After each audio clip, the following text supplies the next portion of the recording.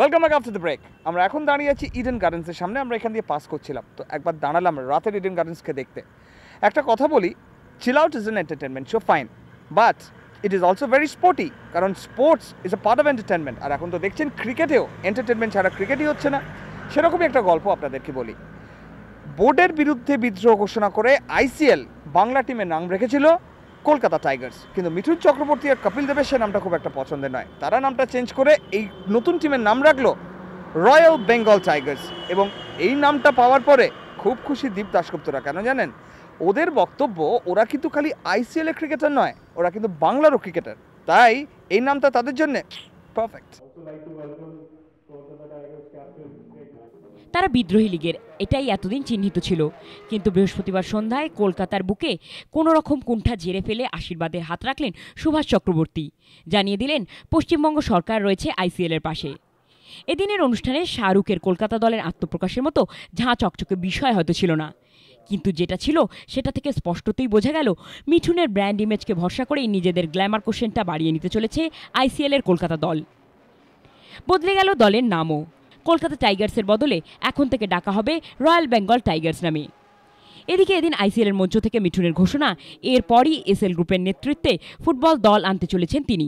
শাহরুখ ১ নম্বর তারকা, তার সঙ্গে কোনো যুদ্ধই নেই। নেহাতি ক্রীড়াপ্রেম ও ব্যবসায়িক দিকের কথা মাথায় রেখেই নতুন এই রঙ্গমঞ্চে অবতরণ, এমনটাই জানাচ্ছেন মিঠুন চক্রবর্তী। এদিকে কপিল দেবের এদিনের ভূমিকা অনেকটাই ছিল সূত্রধরের মতো। বারে বারেই তার কথায় উঠে এলো ইন্ডিয়া টিমের জার্সি পরার একমাত্র নির্ণায়ক বিষয় হওয়া উচিত খেলার মান। এদিকে এদিন দলের নাম বদল থেকে মিঠুনের আগমন, সবেতেই খুশি কলকাতা দলের সদস্যরা। এদিনের অনুষ্ঠানে হাজির ছিলেন টলিউডের বহু তারকাই। তবে হার টিমে যেমন একটাই গুন্ডা থাকে, তেমনই এদিনের অনুষ্ঠানের সমস্ত আকর্ষণই ছিল মিঠুনকে কেন্দ্র করে।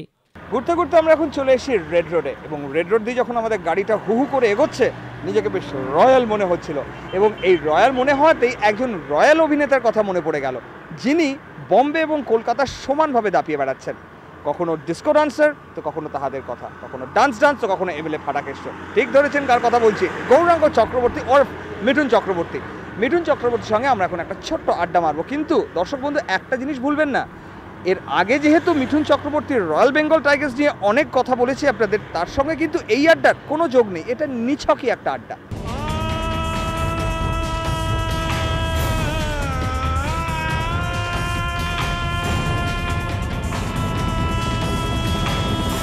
সালাম মারবো এখানে, লাশ পড়বে শশা। বলিউড তখন একটা নয়, স্টার খুঁজে বেড়াচ্ছিল, আর আমার মধ্যে স্টারডাম বলে যে জিনিসটা সে সময় বোধহয় ছিল না।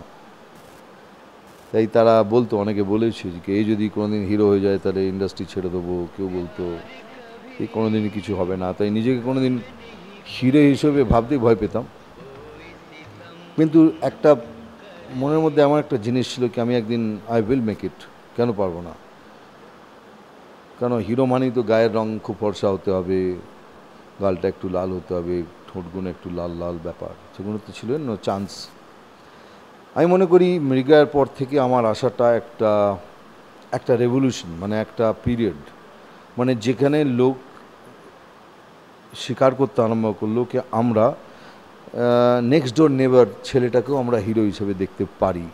And that name is Mithun Chakraborty. সেটা একটা পর্ব, সেটা একটা মিথকে ভেঙে দিয়াকে এরাও আমরাও হিরো হতে পারি যদি আমাদের মধ্যে সে ট্যালেন্ট থাকে, আমাদের মধ্যে যদি সব কিছু থাকে। We can do it.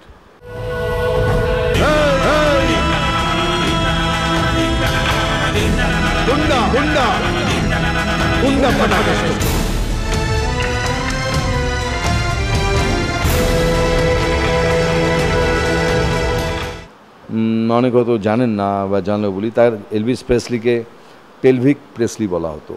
তো আমি যখন প্রথম পেলভিক ডান্সিং শুরু করি তো আমাকে লোক বলতো ক্যা বাজে, ভালগার, দিস দ্যাট, বাট তারা জানতো না কি আমি ওটা আমার নয়, এটা মানে পৃথিবীর ওয়ান অফ দ্য লিজেন্ড যাকে বলি আমরা, পৃথিবীর এলভিস প্রেসলি যাকে পেলভিক প্রেসলি বলে, তার থেকে নিয়েছি, আমি চুরি করেছি।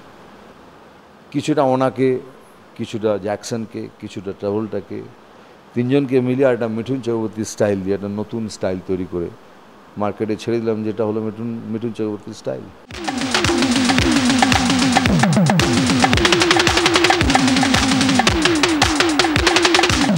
দেখো, প্রথম কথা তো আমার একটা দুঃখ তো ছিলই কি আমি অভিনেতা হিসাবে নিজেকে এস্টাবলিশ করতে গেলাম, মৃগাতে ন্যাশনাল অ্যাওয়ার্ড পেলাম। বললো ঠিক আছে ভাই, তুমি অভিনয়টা করো, কিন্তু তুমি স্টার হওয়ার যোগ্য না। তখন বললাম ঠিক আছে, এটা করবো না, এবার নিজেকে স্টার হয়ে প্রুভ করবো। স্টার হলাম, সুপারস্টারডাম যখন পৌঁছলাম তখন বুদ্ধদা এলেন তাহাদের কথা নিয়ে। মানে এবার আবার সুযোগ এসেছে আমার সেই আক্রোশটা ফিরিয়ে দেওয়ার, মানে কি আমি অভিনয়ও করতে পারি। অবশ্য বলিউডে অনেক ফিল্ম আছে যেগুলো অভিনয় দিয়ে প্রুভ করেছি। হাম পাঁচ, প্যার ঝুকতা নেই, তারপরে তোমার প্রেম প্রতিজ্ঞা, মুজরিম, লট অফ ফিল্মস, আমি নাম গোনাতে পারবো না। তারপরে যখন তাহাদের বুদ্ধদা করলাম তখন সেকেন্ড ন্যাশনাল অ্যাওয়ার্ড পেলাম। আবার ফিরে গেলাম সেই মশালাদার ছবিতে, আবার 95-এ ফিরে এলো। সেটা সবথেকে বেশি রিস্কি যেটা করতে গেলাম সেটা হলো টু প্লে ঠাকুর, রামকৃষ্ণ পরমহংস ঠাকুরের রোল। আমার জীবনের সব থেকে কষ্টকর ওই রোলটা লেগেছিল, কেননা একটা জীবন্ত কিংবদন্তিকে প্লে করা, লিভিং, হি ইজ ইমর্টাল, মানে স্টিল লিভিং। ভয় ছিল কি যদি কোনো ভুল করি জামার খাবো, বাট বোধহয় উতরে গেলাম, থার্ড ন্যাশনাল অ্যাওয়ার্ড পেলাম। আজকে এই জন্যই ফিরে এসেছি আবার কাজ করতে। If I get good roles I'll work, if I don't I am very contented man. আর আমি সর্বহাটের কাঁঠালি কলা, হনুমান প্রসাদ ব্যান্ডবালা। তল পেটে ব্যান্ড বাজামু, মাথায় খঞ্জনি বাজবে। আমি সর্বহাটের কাঁঠালি কলা, হনুমান প্রসাদ ব্যান্ডওয়ালা। দেখছেন কি অবস্থা পেছন দিকে, জ্যাম। কলকাতার দৈনন্দিন সাথী এবং আমাদেরও সাথী, সুতরাং এটাকে বাদ দিয়ে তো কলকাতা শহর পূর্ণ নয়। তাই আমরা এই জ্যামে যতক্ষণ আটকে আছি নিচ্ছি একটা ছোট্ট বিরতি, ফিরে আসছি বিরতির পর। Stay tuned.